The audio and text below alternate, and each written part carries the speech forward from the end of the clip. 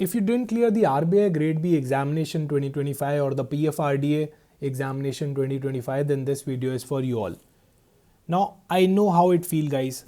One entire year of hard work, long nights, revision after revision, mock test and whatnot, and then one result changes everything. It definitely hurts, and it's absolutely normal to feel disappointed after the results. But what you need to remember here is one result cannot decide your entire career, right?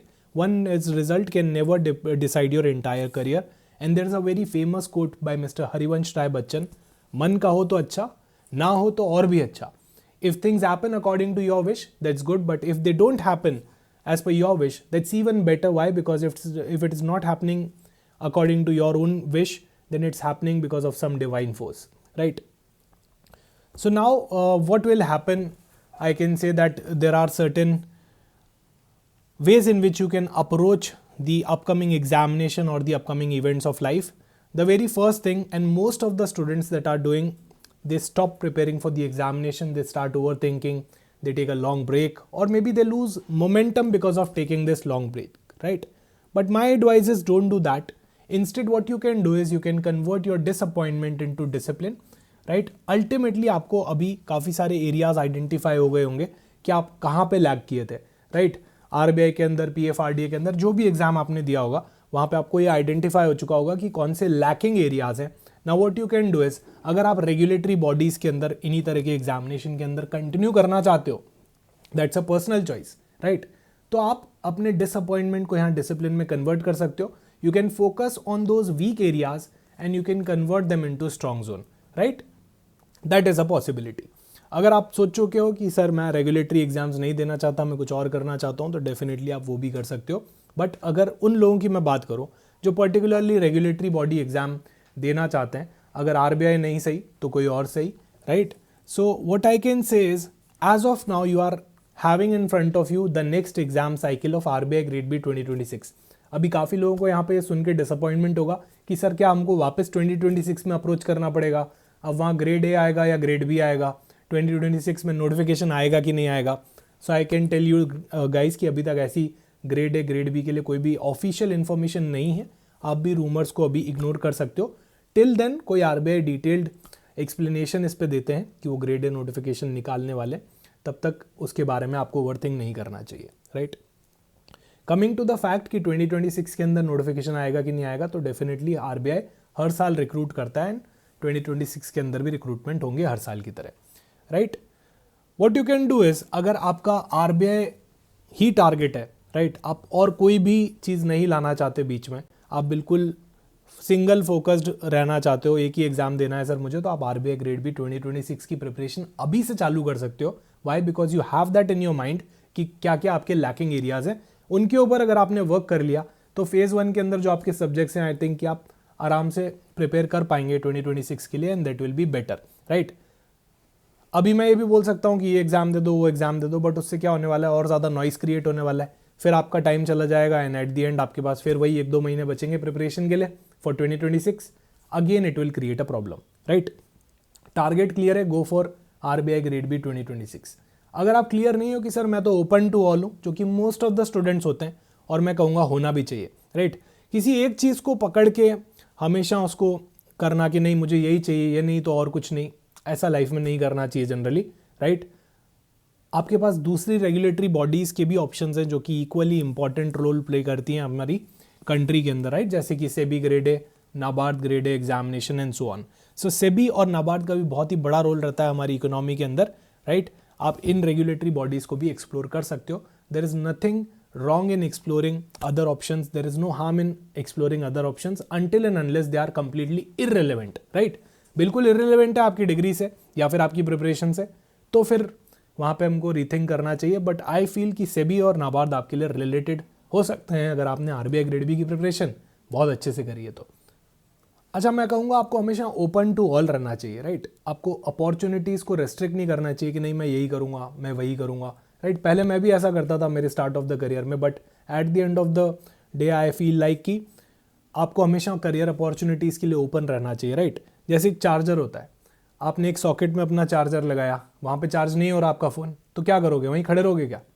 It doesn't work like that, right? In life also the same thing happen. आप उस socket से निकालोगे, किसी दूसरे socket में निकालोगे और डालोगे और चार्ज करोगे। At the end of the day it is all about charging the phone, right? Similarly, in jobs also, it's all about working for a good regulatory body and making some good amount of money, right?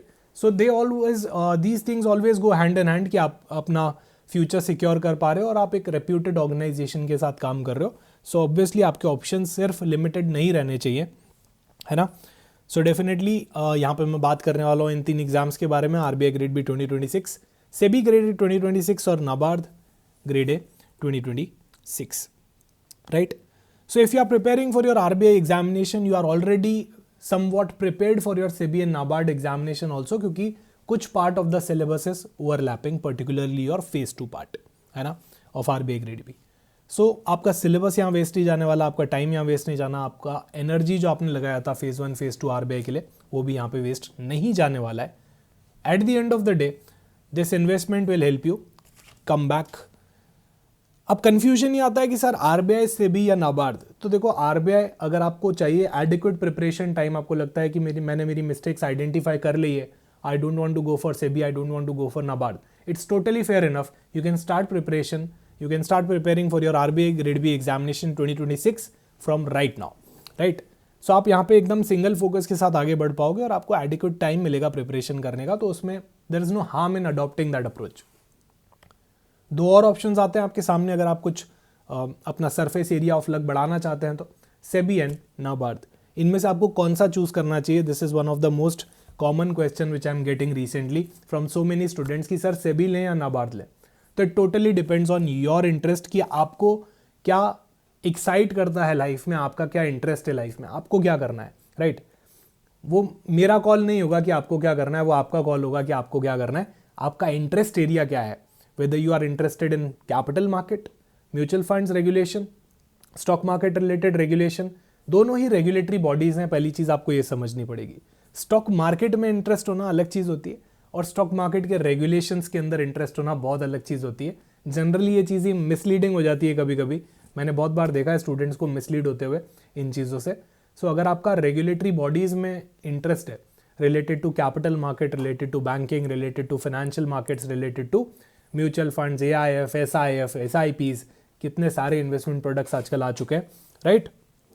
सो आपको सेबी के लिए जाना चाहिए क्योंकि वो एक ऐसी organisation है that is the capital market regulator of India और वो बहुत सारे यहाँ पे फाइनेंशियल मार्केट्स की चीज़ों को गवर्न कर रहे हैं.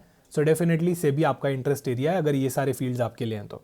Okay, if I talk about NABARD, then आपका रूरल डेवलपमेंट में, एग्रीकल्चर सेक्टर के अंदर इंटरेस्ट है, आपका रूरल बैंकिंग के अंदर इंटरेस्ट है, वहाँ के रेगुलेशंस के अंदर इंटरेस्टेड, डेफिनेटली नाबार्ड आपके लिए. Now this is a personal choice कि आपको कहाँ पे जाना है, राइट? इंटरेस्ट मैं क्रिएट नहीं कर सकता, इंटरेस्ट आप लोगों को क्रिएट करना पड़ेगा. मैं सिर्फ मेरे सब्जेक्ट्स के अंदर इंटरेस्ट क्रिएट कर पाऊंगा, right? At the end of the day life में आपको इंटरेस्ट आपका खुद ढूंढना पड़ेगा, कोई और आपको ढूंढ के कभी भी नहीं देगा. Okay, so this is the number 1 thing कि आप अपने इंटरेस्ट को ध्यान में रख के करो काम. नोटिफिकेशंस को देख के ध्यान में मत करो. ओके, नोटिफिकेशन ड्रिवन नहीं होना चाहिए, इंटरेस्ट ड्रिवन होना चाहिए. So if you want to develop your interest, आप देखना चाहते हो कि सेबी का क्या काम होता है, नाबार्ड ऑफिसर का क्या काम होता है, so you can watch definitely these videos. This is regarding the SEBI grade A 2025, life of an officer of SEBI grade A, and this is all about life of a NABARD grade A officer. तो आप ये दोनों videos को checkout कर सकते हो. यहाँ पे आपको डिटेल्ड अंडरस्टैंडिंग मिल जाएगा कि आपकी डे टू डे रिस्पॉन्सिबिलिटीज़ क्या रहेंगी, राइट? किस तरह से आप काम करोगे, कौन कौन से डिपार्टमेंट्स हैं, क्या रिस्पॉन्सिबिलिटीज़ रहती है, and so on, right? Coming to the second part of the discussion which is your background. Your background also matters, है ना? कितने लोग होते हैं सर हमारा ऐसा कोई इंटरेस्ट एरिया नहीं है, एंड दैट्स टोटली फाइन. ज़रूरी नहीं है कि सबका एक इंटरेस्ट एरिया डिफाइंड हो. कुछ लोग बोलते हैं कि सर हमने BCom किया है, हमने MCom किया है, हमने MBA किया. आप लोगों के लिए सेबी एग्जामिनेशन ज़्यादा पावरफुल हो जाएगा. Why? Because you do have the background. आपका अकाउंट्स का, फाइनेंस का, लॉ का, इकोनॉमिक्स का एक बेसिक बैकग्राउंड सेट है. अभी हमको उसको स्केल करना है. सो आपको सेबी पे ध्यान देना चाहिए.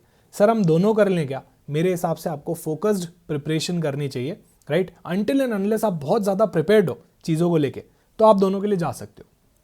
बट अगर आप प्रिपेयर्ड नहीं हो, आप अभी से चालू करने वाले हो या फिर आपको 10-20 दिन ही हुए हैं चालू करते हुए, तो मैं आपको कहूँगा आपको सिलेक्शन करना चाहिए between SEBI and NABARD, right?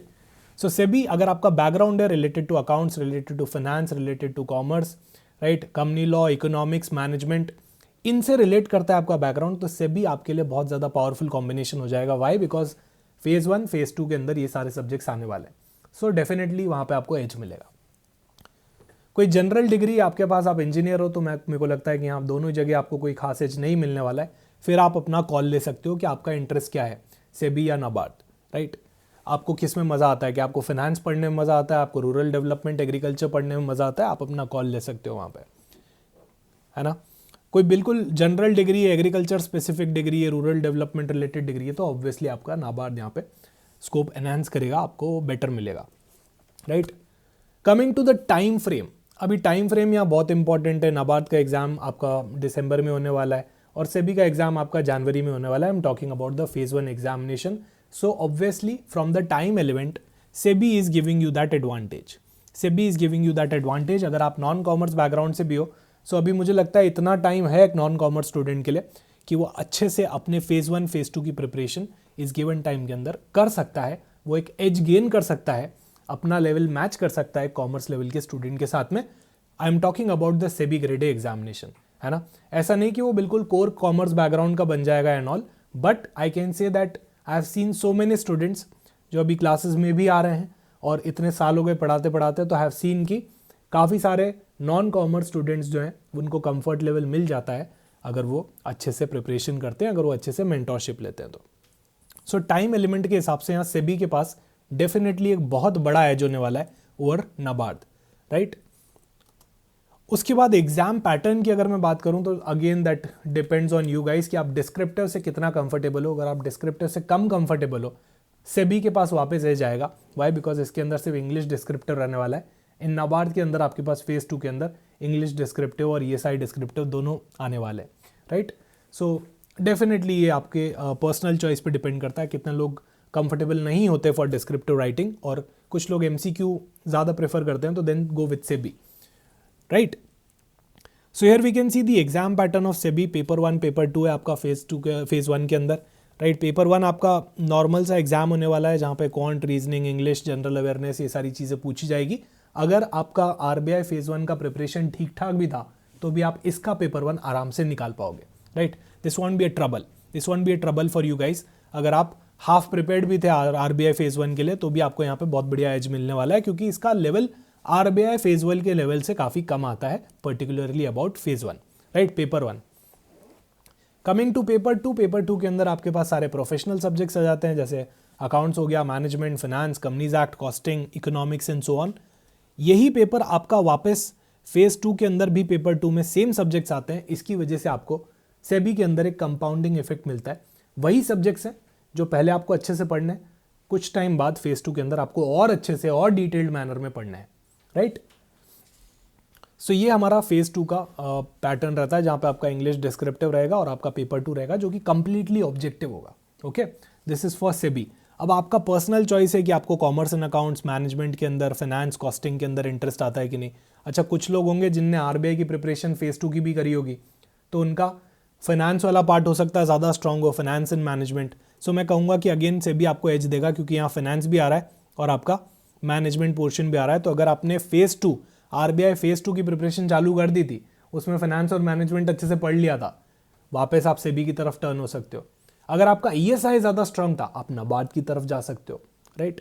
So that depends, that's a personal choice. ये मैं नहीं बता सकता आपको कि आपका क्या स्ट्रांग है, वो तो आप लोग बताओगे मुझे कि सर हमारा ये स्ट्रांग है।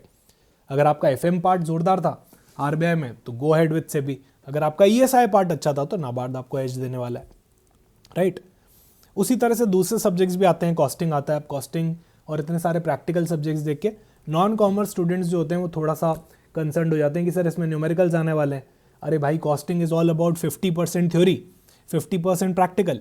ये जो फर्स्ट और फोर्थ पार्ट है ये 90 to 95% थ्योरी है। सिर्फ फर्स्ट वाले पार्ट के अंदर थोड़ा सा न्यूमेरिकल बेस आ सकता है, बाकी ये कंप्लीट थ्योरी है। सेकंड और third part no doubt practical है और उसका मिक्स ऑफ अंडरस्टैंडिंग आपके पास होना चाहिए। डेफिनेटली हम न्यूमेरिकल्स भी करने वाले हैं, एंड राइट।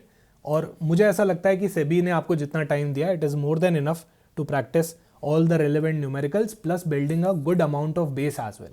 सो मुझे लगता है कि एक नॉन कॉमर्स स्टूडेंट अगर बहुत अच्छे से हार्डवर्क करे, बहुत मेहनत करे और मल्टीपल रिविजन्स कर ले, तो ये एग्जाम उसके लिए यहाँ से पॉसिबल हो जाता है क्योंकि टाइम लिमिट बहुत अच्छा मिला हुआ है। Then if I talk about the exam pattern of NABARD, ये प्रिलिमिनरी एग्जाम होता है आपका, इसके अंदर ये सारे सब्जेक्ट्स हैं आपका, रीजनिंग, इंग्लिश, कंप्यूटर नॉलेज। अच्छा, इसमें कंप्यूटर नॉलेज अलग से आ जाता है, क्वांट हो गया, डिसीजन मेकिंग, जनरल अवेयरनेस। तो ये जनरल अवेयरनेस, क्यूआरई, क्वांट, ये सब आपका सॉर्टेड है। जो आपका सेबी में पढ़ोगे वही आप नाबार्ड में पढ़ोगे। अगर आपने आरबीआई एग्जामिनेशन दे रखा है, कोई बात नहीं, आपका क्लियर नहीं हुआ, स्टिल आई कैन से ये आरबीआई से काफ़ी कम लेवल का होता है इसमें, quant, reasoning and English, right. फिर आपका नया चैप्टर आता है ईएसआई और ARD, right, sorry ARD, agriculture and rural development. So ये आपके नए टॉपिक्स आते हैं। और अगर if I talk about the mains examination, तो general awareness which is completely descriptive, ESI and ARD which is a mix of objective and descriptive. यहाँ काफ़ी सारे लोगों को डिस्कम्फर्ट हो सकता है कि सर फेज 2 में we don't want to go ahead with the descriptive paper, तो आप लोगों के लिए सेबी है। अगर आपको डिस्क्रिप्टिव से कोई इशू नहीं होता, आपने आरबीआई की ईएसआई वाले पोर्शन के लिए ज़्यादा अच्छे से प्रिपरेशन की थी compare to the FM paper, then go ahead with the NABARD, right. और ये मेन स्पेशलिस्ट का पेपर है, तो यहाँ पे आपका स्ट्रीम स्पेसिफिक पेपर हो जाता है। And these are the topics जो कि ऑलमोस्ट कॉमन ही है सेबी से और आरबीआई से, जो आप ऑलरेडी पढ़ चुके हो, और ये आपके फेज 2 के टॉपिक्स हैं। डिटेल्ड वीडियो के लिए, सिलेबस ब्रेकडाउन के लिए आप चेक कर सकते हो। आपको नाबार्ड के अंदर वर्षा मैम का वीडियो मिल जाएगा, आपको सेबी के अंदर मेरा वीडियो मिल जाएगा, right. So guys, this is all about the discussion from my end related to SEBI. If you want to go ahead with SEBI, you need mentorship. This is the batch. I am teaching commerce and accounts, finance, company law, right? और costing का part, 4 subjects मैं लेने वाला हूँ आपके SEBI examination के अंदर, phase 2 के अंदर, phase 2 as well as phase 1। Paper 2 जो है वो आपका कॉमन रहने वाला है दोनों जगह, तो दोनों में मेरे सब्जेक्ट्स रहने वाले हैं, राइट। उसके बाद नाबार्ड की अगर मैं बात करूँ तो नाबार्ड का there is also a course in, अगर आपको आरबीआई 2026 के लिए प्रिपरेशन करना है तो उसके लिए ये वाला कोर्स है। सभी के लिंक्स आपके कमेंट सेक्शन में दिए हुए हैं, राइट। आप डेफिनेटली डिस्क्रिप्शन में, कमेंट सेक्शन में चेकआउट कर सकते हो लिंक्स को, और कोर्स हाईलाइट्स चेक कर सकते हो, right. This is the offering from the olive board. बाकी आपको जहाँ का भी कोर्स पसंद आता है, जहाँ पे भी आप फैकल्टी से रिलेट कर पाते हो, मैं सजेस्ट करूँगा आपको वहाँ पे जाना चाहिए, right. So this is the entire breakdown of each and every aspect here. काफ़ी लोगों को कन्फ्यूजन था, सो हमको लगा कि एक वीडियो बनाना चाहिए। This is the breakdown here. कोई भी कंफ्यूजन हो तो आप कमेंट सेक्शन में मुझे बता सकते हो। I will be more than happy to answer that. Thank you so much. Best wishes for your upcoming examination. Bye bye, take care.